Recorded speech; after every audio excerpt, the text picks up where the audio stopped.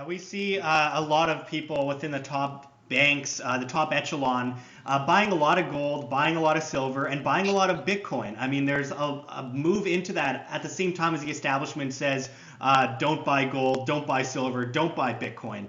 We saw recently, I think it was Jamie Dimon, who was saying Bitcoin is a terrible idea, stay out of Bitcoin. Yeah. Meanwhile, he is putting a ton of his own money into Bitcoin. Yeah, JP Morgan in Europe, meanwhile, was buying in Europe. Yeah, absolutely. So, I mean, we see a lot of the same people who are saying don't get into these markets, buying into these markets because they want to be the... Yeah, it's trying to be a market maker, you know.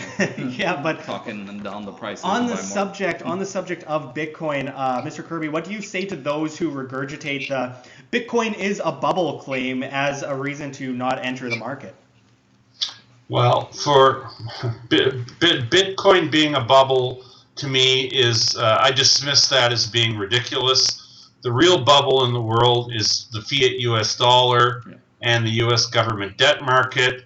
And sort of related to that topic, I think the biggest thing that people, I mean, I started this interview by saying that I think the biggest problem in the world or confronting humanity is dark money.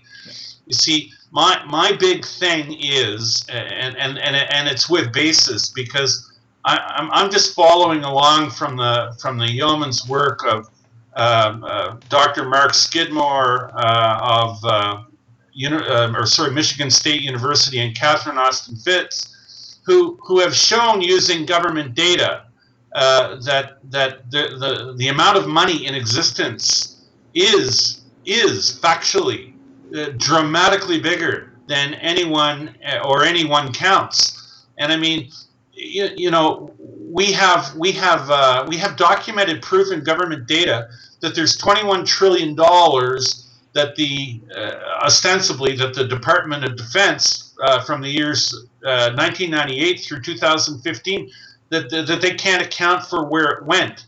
Well, I'll tell you where an awful lot of it has gone. It's gone into dark pools where it's not counted by the people who keep data on monetary aggregates and the like, and therefore the amount of money that is actually in existence absolutely and utterly dwarfs the amount of money that we're told is in existence. So when you start talking about bubbles, if you're talking about, and this plays back into the notion of inflation, because I've maintained for 15 years anyway that I've been writing that this monetary or fiat monetary experiment that we're currently embroiled in will end in a hyperinflation.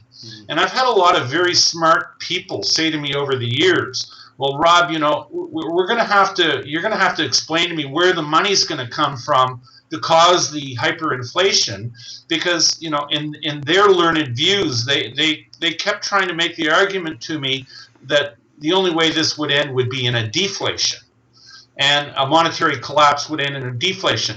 And you see, with the acknowledgement of Skidmore, Dr. Skidmore's work, and the work of Catherine Austin Fitts, we know that the money's been created, and we know that it's been hidden from view.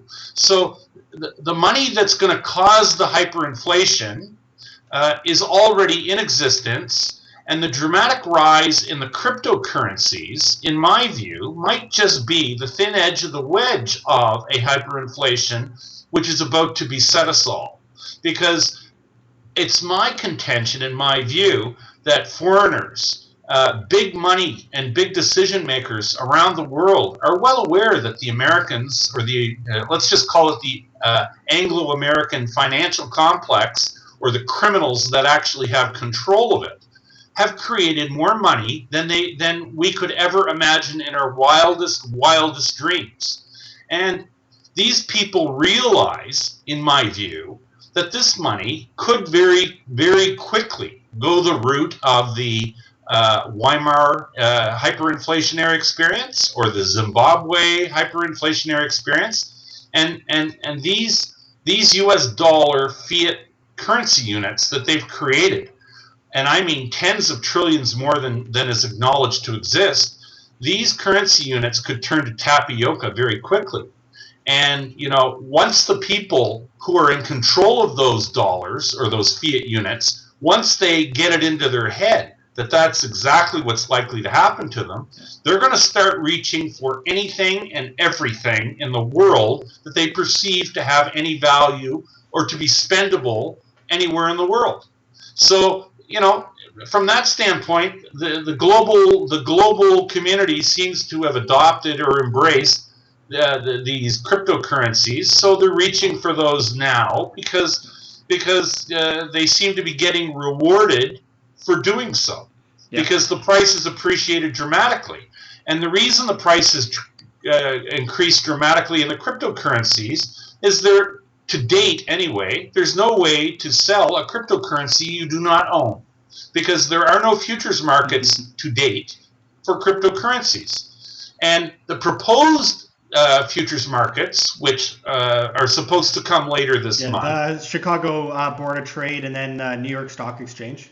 Yeah. Yes, but none of these plans actually allow people to settle in the cryptocurrency itself, because there's a very limited supply of these cryptocurrencies that will ever exist. It's the same old scheme.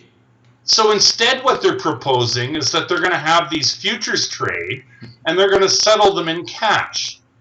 Well, let me tell you some of the shortcomings that I see in my mind. To begin with, these exchanges like the CME or the NASDAQ or give me any of your XYZ exchanges around the world. They're open 5 days a week, and they're open during business hours. I don't know of any exchange around the world that trades on the weekend. And the real market for Bitcoin trades 24/7. It doesn't take weekends or Christmas off. And, and we see the price of Bitcoin move sometimes in 24 hours can move $1,300, $1,400, $2,000, $1,300, $1,400, $1,500 or $2,000 bucks. Mm-hmm. Well, in a cash settled futures contract, like, I can just see every financial institution on the planet bleeding from the ears after a few weeks of trading.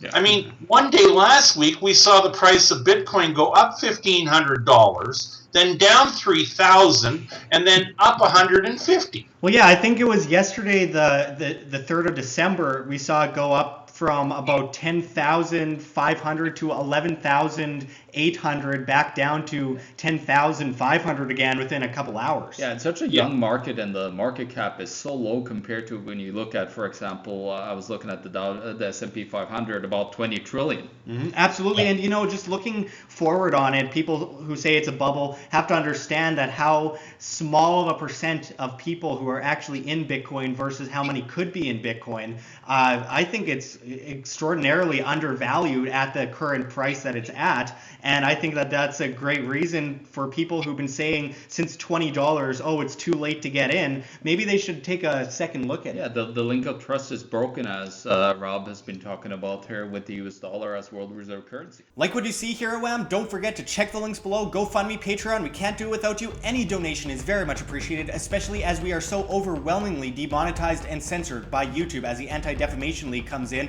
and flags all of our content as hate speech. You can also find me at Josh Sigurdson at steemit.com. That's steemit.com, the future of social media, where you get paid in the upvote of your post via Steem, the cryptocurrency. You can also find our Bitcoin address in the description and the comments below, as well as on the screen for you to scan if you please.